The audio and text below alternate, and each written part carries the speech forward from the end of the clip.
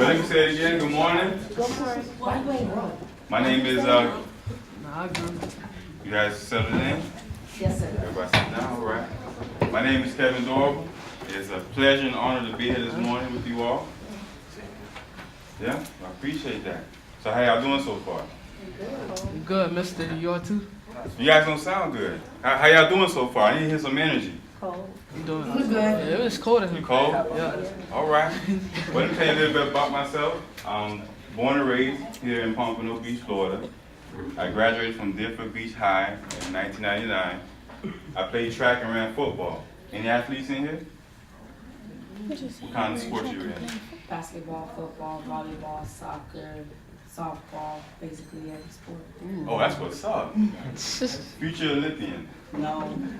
No. You doing all I that? ain't been doing How about you back there? Football? Which position? Corner? Yeah, me too. I played for Deerfield High. I played corner. But I first started as a wide receiver. You're bucking in. But today we're going to talk about a few things. A few very important things. The first is something I call SBE. And it stands for see it, believe it, and execute the plan. I want you guys to say SBE. SBE. I need to hear a louder. Say it with energy. SBE. SBE. And what does that stand for? See it, believe it, execute the plan. All right. Did you know that if you write your plans down, you increase your chances by 1,000%? Yeah. You heard that before? Yeah. 1,000. Every day I read this book. I didn't read this morning. I must be honest. I didn't read this morning. But I read this book twice a day. It's actually notes of my dreams I want to accomplish. And so far, at the age of, I'm 33 right now. Do I look 33? You look 20. You look like 25. Yeah, like 25, something like that. All right, I appreciate that. Well, I exercise a lot and I eat healthy. But I read this because I want to remind myself. I want to be able to hear me speak my dreams. Because when you read it, your eyes see it, you're speaking it, therefore your ears are hearing it, which is reminding you about what you want to accomplish in life. I'm going to tell you guys a quick story. When I was in my senior year in college, I was on probation. You know, I was making some mistakes and I got caught up, but I wised up. Well, on my last visitation, I was 25. On my last visitation to the PO office, she asked me to take a drug test. And I was, about to graduate, literally the next week from graduating, so I know this was going to be my last time reporting to the PO office because my Judge Elijah Williams, you guys heard of Judge Elijah Williams? Yeah. He used to be in charge of adults, but now I hear he's in charge of the juvenile. But he used to be in charge of adults. You're hard judging. No, Now he's pretty cool. all right. He's pretty fair, to be honest with I you. don't even know who's the judge. I know who's So the lady, she had to take the drug test, and I was like, I just used the bathroom. So she was like, okay, well, go ahead to 7-Eleven, go ahead, buy your soda, and then chill for a little bit so that you can go ahead and, be ready to take the drug test. So I was like, well, I only got $2 on me. If I buy the soda, I can't catch the bus to get to school to take my finals. That's a lot of excuses. So she was like, Kevin, and she was pretty cool, to be honest with you. She was like, Kevin, it seems like you're trying to hide something. You don't want to take this test. I said, no, it's not that. I got to take my finals. I got to go to Boca. This was in Pompano, the Pompano office. And if I don't make it on time, I'm going to fail the grade and don't graduate. She said, you know what? I'm going to let you slide this time. And just that quick, the choice of me wanting to smoke weed. Well, actually, I wasn't smoking heavily at the time. As a matter of fact, not at all. But I was celebrating, my graduation with my cousins and everything in the van. But just that quick, if I would have violated then, all of that would have been thrown out the window. That's why it's so important to make wise decisions on a consistent basis. A lot of us end up in trouble in the system, whether it's juvenile or adult system, because we've made bad choices on a regular basis. And sometimes it's going to take you believing in yourself to make consistent good choices. One of them, friends. Birds of a feather flock together. I know you guys heard of that. That's very true. My mom never wanted me to hang around with some of the friends I had. All I had was my mom. My mom and my brothers and sisters. You know, my father wasn't really in my life at all. I barely seen him maybe once every 3 years. You know, I should be fortunate to, you know, say I was able to do that, because some of us don't even know what our fathers look like. But my mother was a very strong woman, a queen, and she raised us to look at ourselves as kings and queens, as you are today. Now, how many females we have in here? Yeah, 4. 1, 2, 3, 4. All right, I want you all to say, I am a queen. I am a queen. That don't sound... It's cold. You want to be loud? You want to be next door? I want everybody here. I am a queen. I am a queen. All right. And all the kings, I am a king. I'm a king. No, they don't say. It's a lot. What is that? I'm a king. I am a king. I'm a king. You gotta look at yourself that way, because one, you're not gonna carry yourself any kind of way. You're gonna care about your presentation. How do you look and carry yourself? And other people will respect you more. I used to have dreads. As a matter of fact, I wasn't even thinking about saying that today until I see you guys with dreads. And I graduated with my dreads, and my mom, she wanted me to cut my hair prior to graduation at FAU. As a matter of fact, I got my bachelor's in political science and a minor in marketing. But I didn't want to cut my hair. You know, I didn't see it as if, you know, it was an issue. But I noticed once I graduated and was ready to get me a job that I wasn't getting hired, I wasn't getting the phone calls, or none of that. So cutting my hair was a business decision. My dreads was long. It was like down here, like, you know, down to my shoulders. And I just, one day, you know, a friend of mine had a wedding, and I surprised everyone when I showed up to the wedding with my haircut. And it's so funny because they didn't even know what was different about me. I said, "Hey, what's so different about you?" I cut my hair, and when I cut my hair, I cut away my past history of making bad decisions and what people kept telling me that I couldn't do or wouldn't become.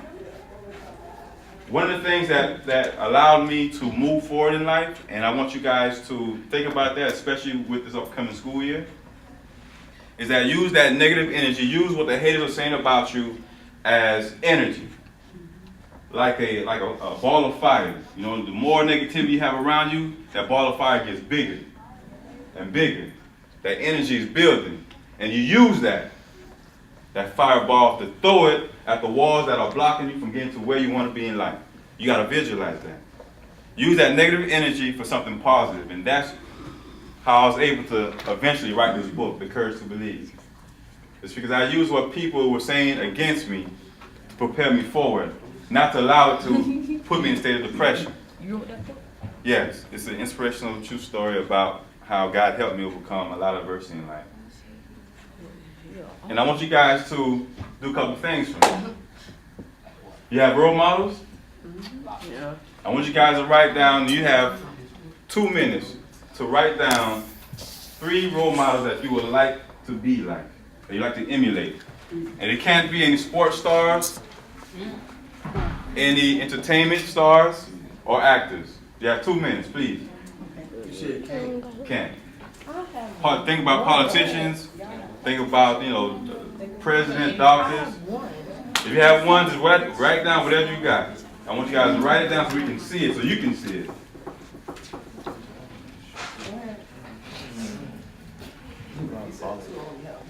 If it's one, go ahead. Whatever you got.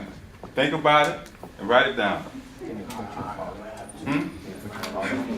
Yeah, whatever your father's profession is, go ahead and write it down. Because I'm going to allow you guys to ask me any questions at the end. The last 5 minutes, I'm going to allow you guys to answer, ask me 3 questions, by the way. So if you have any questions, write them down so that you can ask me.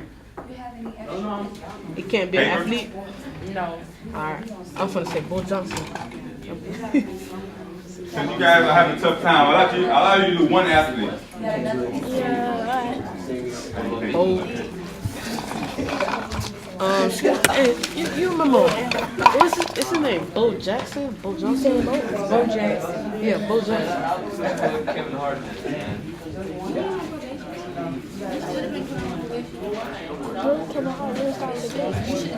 You want to be Kevin Hart? No, man. Have one? All right. Oh, yeah, I have one. Write everything down, man. You have somebody like to be like.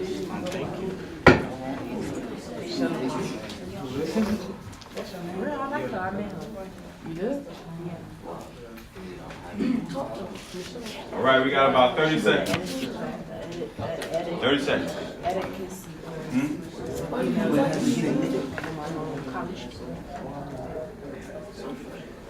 All right. I would like one queen and one king to go ahead and tell me who did you write down as a role model that you like to be like. All right. I'll take one from here. Anyone from the back? I'll let you and the young man back there. I might get a couple more. Please, sir. God, Bill Gates, and Obama. All right. Fair enough. That's what's up. You got big goals. I can see that. He just said the same thing I just said. He got the same thing as me. Shauna Jackson. Shahara Jagu. Who's that? You don't know her. It's she worked for United Way, and I used to work for her. Oh, awesome, awesome. So let me ask you a question. What makes you want to be like Mrs. Jagu. Jago? Right. She's successful. She don't gotta worry about nothing. Her head on right. Okay. All right, amen. And why is that you want to be like Bill Gates or Mr. President Obama? Because they all got money. They successful. Oh my God. All right. Now, these individuals, anyone else wanted to say something? Go ahead. Mine is the same. I put myself, my grandma, and my big sister. Your big sister? Yeah. Okay. Can you please let me know when I have 5 minutes left? We should let me know when I have 5 minutes left. Your lawyer Rosa Parks? All right. One more. Bill Gates. All right, we got 2 Bill Gates. Now, how do you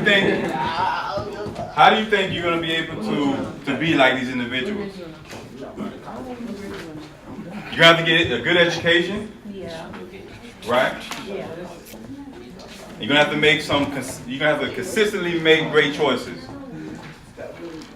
Now, how do you become successful in school?